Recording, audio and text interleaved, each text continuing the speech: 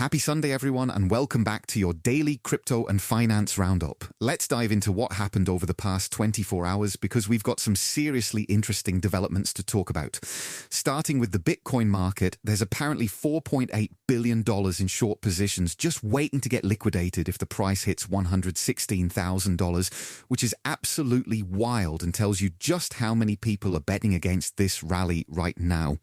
On the macro front, a US Treasury official said that talks with China wrapped up on Saturday and they were very constructive, which is great news for markets. But then President Trump went ahead and slapped an additional 10% tariff on Canada. So the trade war narrative is definitely still alive and well. Edward Snowden dropped a pretty spicy take saying gold is just Bitcoin that can't be sent over the internet. And honestly, when you think about it like that, it's hard to argue with the logic. Over in the prediction markets, Kalshi just surpassed $4 billion in volume over the past 30 days, which shows you how much people are loving these platforms right now. And speaking of Kalshi, traders are now giving Sam Bankman-Fried a 10% chance of being pardoned, which is low but not zero. And that's kind of fascinating given everything that's happened. We've got a massive earnings week coming up with some absolute heavyweights reporting. Tuesday brings us PayPal, Visa, Booking Holdings, and United Health Group. Then Wednesday is stacked with Alphabet, Meta, Microsoft, Etsy, ServiceNow, Mercado Libre, and StarBucks.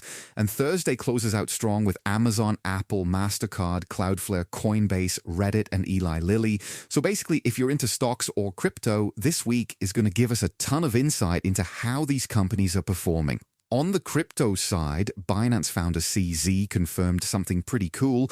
Kyrgyzstan has officially established a national cryptocurrency reserve that includes BNB, which is a huge validation moment for Binance Coin and shows how some countries are getting creative with their treasury strategies.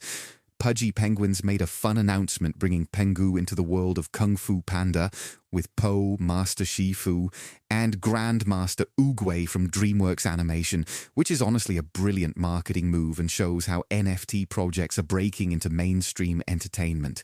The odds of MetaMask launching a token in 2025 just rose to 19% on Polymarket.